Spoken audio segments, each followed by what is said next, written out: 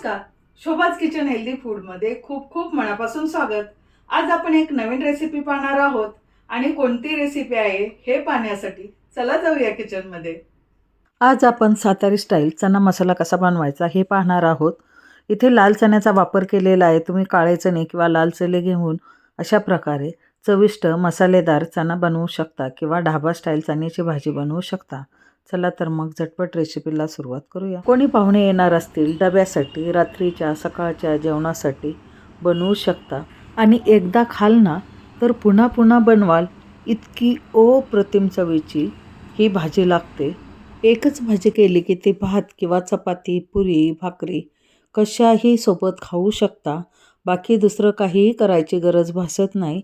चला तर मग झटपट रेसिपीला सुरुवात करूया.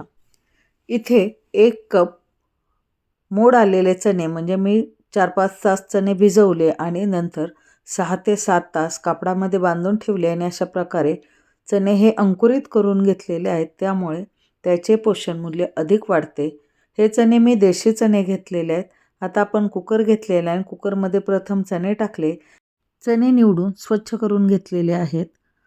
तर कुकरमध्ये चणे टाकल्यानंतर त्यामध्ये अर्ध तेजपान,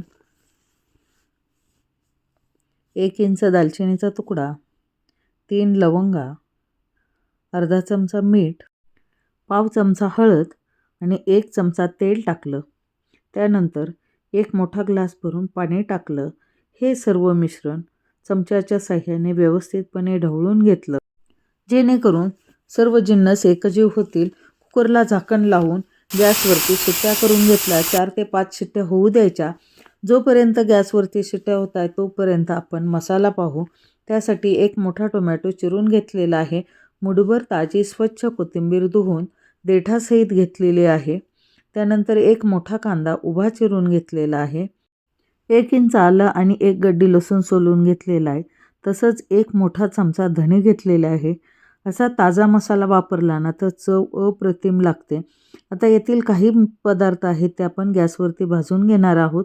कढई ठेवलेली आहे. कढईमध्ये 1 चमचा तेल टाकलं आणि त्यामध्ये उभा चिरून घेतलेला कांदा लालसर होईपर्यंत भाजून घ्यायचा आहे. कांदा ब्राऊन कलरचा झाला की लगेच त्यामध्ये कापून घेतलेला टोमॅटो टाकला. आता कांदा आणि टोमॅटो व्यवस्थितपणे पुन्हा 1 मिनिटभर परतून घ्यायचा आहे. जेणेकरून टोमॅटोमधील कच्चापणा निघून जाईल. तर अशा प्रकारे टोमॅटो आणि कांदाही व्यवस्थितपणे 1 मिनिटभर परतला. त्यानंतर 1 चमचा धणे टाकून पुन्हा परतलं. गॅसची फ्लेम ही मध्यम ठेवलेली आहे. धणेही छानपैकी परतले. त्यानंतर कोथिंबीर आणि आलं आणि लसूण टाकलं. आता सर्व मसाला गार झालेला आहे आणि मसाला गार झाल्यानंतरच मिक्सरच्या छोट्या भांड्यामध्ये बारीक वाटून घ्यायचा. लागेल असं पाणी टाकायचं आणि एकदम स्मूथ असा वाटून घ्यायचा. सेम कढईमध्ये 2 मोठे चमचे तेल टाकलं. त्यानंतर अर्धा चमचा जिरे टाकले. जिरे छानपैकी तडतडू द्यायचे. जिरे फुटले की त्यामध्ये वाटून घेतलेला मसाला टाकायचा. मसाला थोडा वेळ परतल्यानंतर 1 चमचा जिरा पावडर,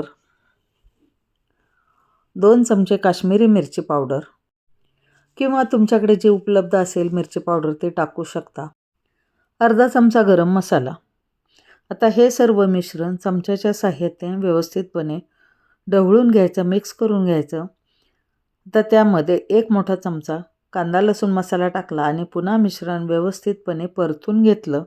मसाल्याला तेल सुटेपर्यंत मसाला हा मध्यम गॅसवरती परतायचा आहे. तोपर्यंत आपला कुकर गार झालेला आहे आणि चणे शिजलेत की नाही हे चेक करून घ्यायचं. 3 ते 4 शिट्ट्यामध्ये चणे आरामशीर शिजतात. अशा प्रकारे आपले चणे छान शिजलेले आहेत. मसाल्यालाही तेल सुटायला लागलेलं आहे. मसाला छानपैकी खमंग भाजलेला आहे आणि असा खमंग मसाला भाजला की त्यामध्ये शिजवून घेतलेले चणे टाकायचे. तुम्हाला किती रस्सा पातळ हवा आहे, घट्ट हवा आहे त्यानुसार गरम पाण्याचा वापर करायचा आहे. म्हणजे तुम्हाला जर अजून पाणी लागलं तर गरम पाणी वापरायचं आहे. त्यामुळे भाजी ही अधिक चविष्ट होते. तसंच भाजीला रंग छान येतो आणि 5 मिनिट स्लो गॅसवरती झाकण ठेवून शिजू द्यायचे. जेणेकरून मसाले सर्व एकजीव होतील आणि पाहू शकत असाल आपली भाजी किती सुंदर झाली, तरी छान आलेली आहे.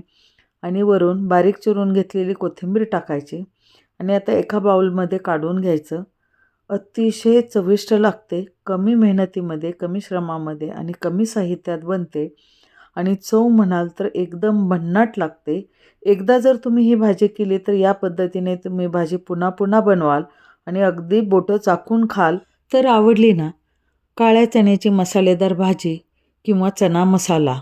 जर तुम्हाला खरंच रेसिपी आवडली असेल तर या पद्धतीने, या प्रमाणामध्ये एकदा तरी चना मसाला किंवा काळ्या चण्याची मसालेदार भाजी बनवून पहा. तुम्हाला आणि घरातल्या सर्वांना नक्की आवडेल. वेळात वेळ काढून व्हिडिओ पूर्णपणे पाहिल्याबद्दल धन्यवाद. पुन्हा भेटू नवीन रेसिपीमध्ये. तोपर्यंत बाय बाय. Take care.